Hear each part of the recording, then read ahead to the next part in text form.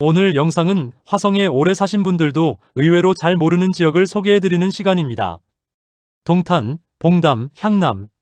화성하면 이 세 곳을 먼저 떠올리시는 분들이 많습니다. 그런데 화성에는 이 세 곳과는 완전히 다른 결을 가진 곳이 있습니다. 유네스코 세계문화유산인 윤건능 바로 앞에 조성된 택지지구. 20년의 긴 사업 기간을 버티고 마침내 완성 단계에 들어선 곳. 화성 특례시의 역사적 정체성과 현대적 주거 기능이 가장 성공적으로 결합되었다는 평가를 받는 곳. 오늘 소개해드릴 태안3지구입니다. 이름이 낯선 분들도 계실 겁니다. 동탄처럼 대대적으로 알려진 곳이 아니기 때문입니다. 하지만 오늘 영상 끝까지 보시면 왜 이곳이 화성에 숨겨진 대장주라고 불리는지 이해하시게 될 겁니다. 태안3지구가 어떤 곳인지부터 설명드리겠습니다.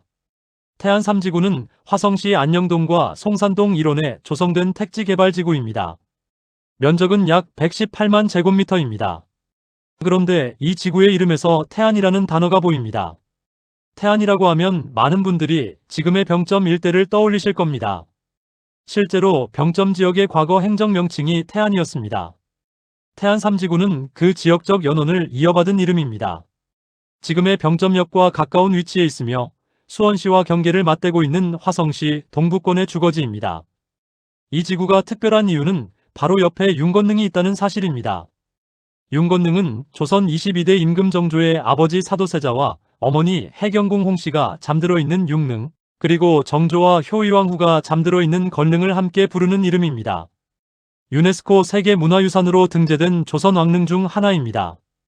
태안3지구는 이 세계문화유산과 맞닿아 있습니다. 집 앞이 세계문화유산인 택지지구. 이것이 태안3지구를 다른 모든 택지지구와 구별짓는 가장 핵심적인 특징입니다. 그런데 이 지구가 완성되기까지 무려 20년이 걸렸습니다. 그 이유를 알아야 태안3지구를 제대로 이해할 수 있습니다. 윤건능이 바로 옆에 있다는 것은 장점이기도 하지만 동시에 개발의 가장 큰 걸림돌이기도 했습니다. 문화재 보존 문제 때문에 사업이 오랫동안 중단되었기 때문입니다.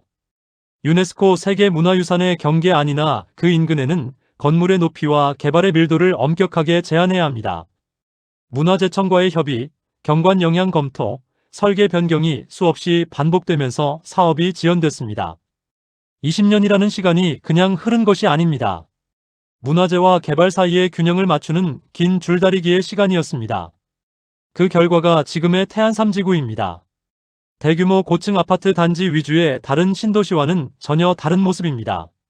건물 높이가 제한되어 있습니다. 이것을 제약이라고 볼 수도 있지만 반대로 보면 동탄이나 봉담에서는 느끼기 어려운 낮고 쾌적한 스카이라인을 가진 도시 경관을 만들어냈습니다. 하늘이 열려있는 동네. 빽빽한 고층 아파트 숲이 아니라 조금 더 숨통이 트이는 주거 환경. 이것이 태안3지구가 가진 독특한 품격의 원천입니다. 현재 태안3지구의 주거 현황을 살펴보겠습니다. 태안3지구에는 우미린 센트포레와 LH3단지 등이 입주를 마쳤습니다. 공동주택 규모는 약 3,800세대입니다. 대부분의 단지가 입주를 완료하고 안정화 단계에 들어섰습니다. 기반 시설도 대부분 완비된 상태입니다. 그런데 이 지구에서 가장 특별한 공간이 있습니다. 한옥 특화구역입니다. 태안3지구 안에는 한옥 전용 주거지와 한옥 체험시설이 조성되어 있습니다. 일반 아파트 단지 안에 한옥 전용 주거지가 함께 있는 구조. 화성시의 역사문화 정체성을 단지 설계에 실제로 반영한 결과입니다. 단순히 역사 테마라는 이름만 붙이는 것이 아니라 실제 한옥 공간이 지구 안에 존재한다는 점에서 태안3지구는 화성다운 색채가 가장 강한 지역이라는 평가를 받습니다. 상업 인프라도 형성되고 있습니다. 지구 내 점포 겸용주택과 근린생활시설, 용지에는 윤건능과 용주사를 찾는 관광객 수요를 겨냥한 카페 거리가 만들어지고 있습니다.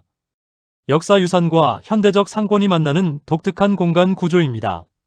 주말 나들이객들이 윤건능을 둘러보고 인근 카페에서 쉬어가는 흐름이 자연스럽게 만들어지고 있는 겁니다. 태안3지구의 가장 큰 생활 인프라 장점을 말씀드리겠습니다. 집 앞이 윤건능이라는 것이 단순한 풍경의 문제가 아닙니다. 태안3지구의 단지 내 산책로가 윤건능과 자연스럽게 이어집니다. 세계문화유산을 내 집 정원처럼 걸어다닐 수 있는 유일한 택지지구입니다. 매년 봄 윤건능에 벚꽃이 만개할 때 그 벚꽃 터널을 아침 산책으로 즐길 수 있는 사람들이 바로 태안3지구 주민들입니다. 이것을 돈으로 환산하면 얼마짜리 인프라인지 생각해 보십시오. 세계 문화유산이 내 발걸음 닿는 거리에 있다는 것은 어떤 신도시도 돈을 들여 만들 수 없는 가치입니다. 여기에 화성시립미술관 건립 논의도 진행되고 있습니다. 인근에 시립미술관이 들어서면 역사유산과 현대예술이 공존하는 문화 거점으로서 태안3지구의 위상이 한 단계 더 올라가게 됩니다. 미술관이 생기면 주말마다 사람들이 모이고, 사람들이 모이면 상권이 활성화되고, 상권이 활성화되면 지역의 가치가 높아지는 선순환 구조가 만들어집니다. 교통 접근성도 살펴봐야 합니다. 태안3지구는 고립된 지역이 아닙니다.